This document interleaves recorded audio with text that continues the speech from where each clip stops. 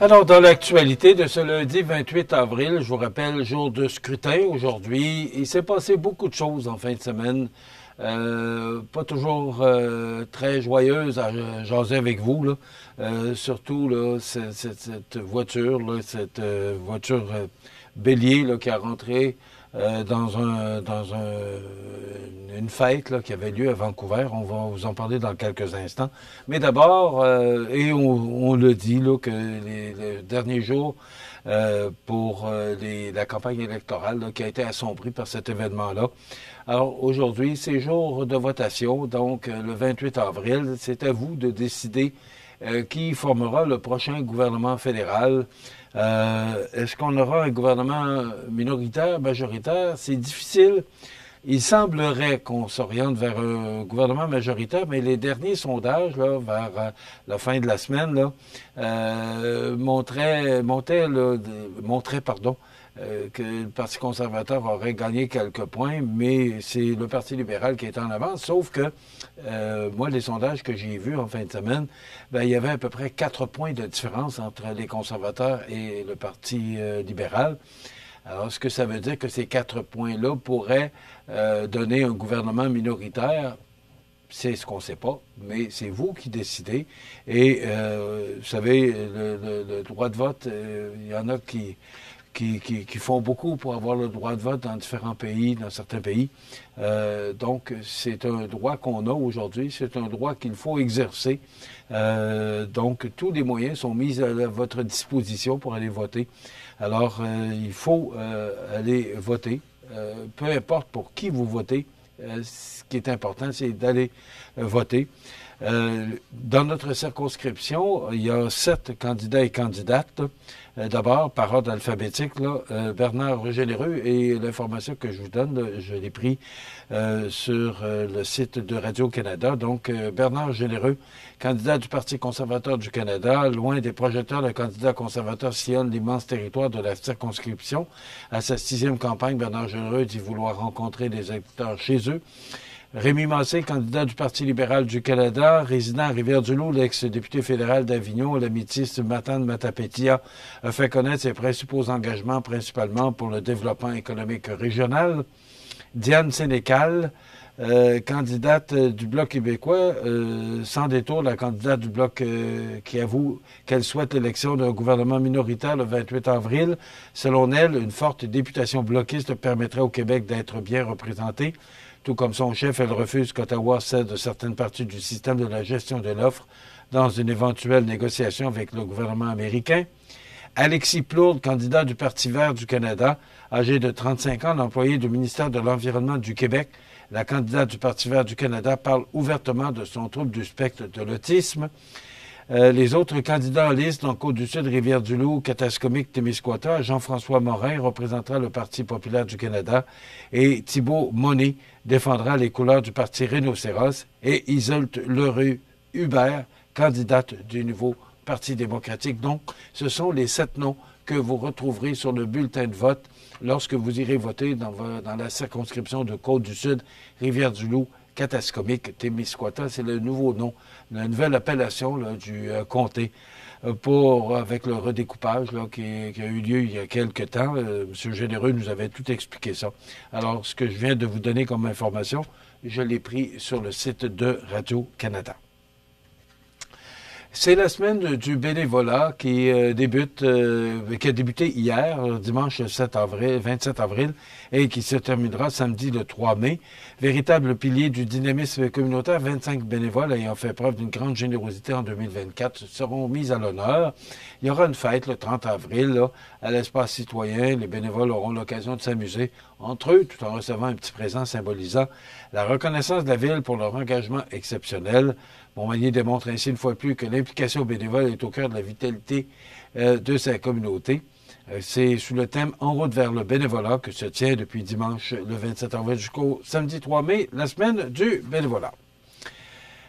Bonne nouvelle pour la biodiversité au sud du 49e parallèle, puisque le Conseil régional de l'environnement Chaudière-Appalaches, le CRECA, salue l'importante annonce faite excusez-moi, par le gouvernement du Québec par un financement de 9,75 millions de dollars octroyé au regroupement national des conseils régionaux de l'environnement dans le cadre du plan Nature 2030. Cette enveloppe, dévoilée lors du forum interrégional en Montérégie, permettra de mobiliser toutes les régions pour mieux lutter contre les espèces exotiques envahissantes floristiques, ces plantes qui menacent nos milieux naturels. Du 25 avril au 1er mai, l'ensemble des services de police du Québec et les contrôleurs routiers de la Société de l'assurance automobile du Québec mèneront l'opération nationale concertée Partage de la route sous le thème « La sécurité routière, j'embarque ». Cette mobilisation s'inscrit dans le plan d'action en sécurité routière 2023-2028 dont l'objectif est clair, soit celui de rappeler à tous les usagers tels que les automobilistes, cyclistes, piétons et utilisateurs d'appareils de transport personnels motorisés comme les trottinettes, là, exemple, l'importance d'adopter des comportements responsables et sécuritaires. Donc, tous ces moyens pris par les services de police sont tout simplement de sécuriser, de nous sécuriser. D'ailleurs, le communiqué se termine en disant « Partager la route, c'est protéger des vies, peut-être même la vôtre. » Alors, je pense que ça dit tout. La solidarité est à l'honneur dès le 1er mai, alors qu'Aventis Coopérative lance sa 4e édition de sa campagne philanthropique Cooperdon avec un objectif de 85 000 d'ici le 15 juin. On a amassé 71 000 l'an dernier. Voilà. Mais ça, c'est sur la scène locale. Maintenant, sur la scène provinciale, nationale et internationale, d'abord, une communauté abasourdie.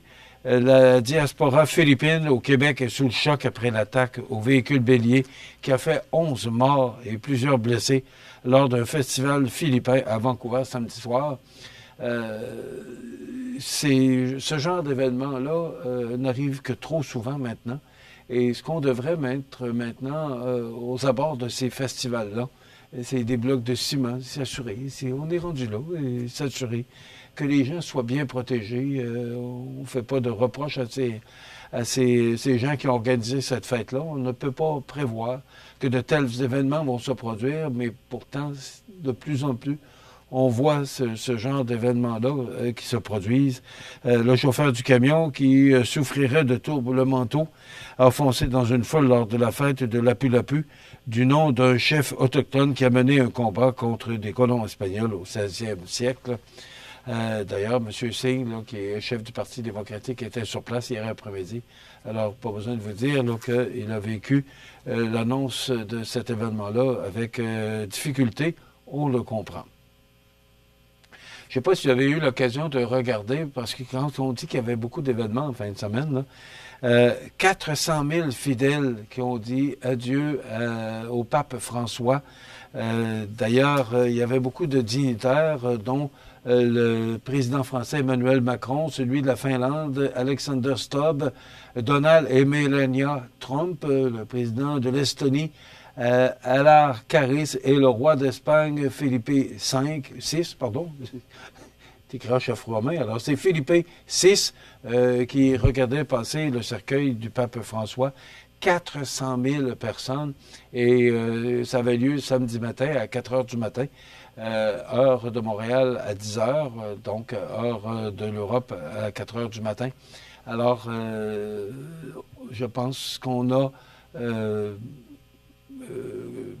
pas fêté parce que le mot est vraiment pas approprié, là, mais qu'on a vraiment souligné comment ce pape-là était apprécié de ses fidèles. C'est 1,4 milliard de fidèles catholiques aux derniers chiffres qui nous ont été donnés au cours de la fin de semaine, et 400 000 fidèles qui ont pris la peine de se rendre à Rome pour souligner et participer, voilà, c'est le bon mot, participer à ce grand événement qui était les funérailles du pape François. Et là, on doit aujourd'hui connaître l'agenda du conclave, là, parce que on entre dans une période de deuil. Il me semble que c'est 9 jours. Et après ça, et pendant ce temps-là, le conclave qui se prépare à nommer le successeur du pape François. il est très difficile. Il faut dire que les évêques auront à prendre la décision du nouveau pape, là, de nommer le nouveau pape. À 80% ont été nommés par le pape François. Alors, moi, tous les reportages que j'ai regardés en fin de semaine, il est très difficile de prévoir qui sera le prochain pape. Ce sera une histoire à suivre, mais c'est toujours intéressant aussi de suivre cet événement-là, qui est la nomination du nouveau pape, là, avec l'histoire de la fumée noire et la fumée blanche. On va suivre ça avec intérêt.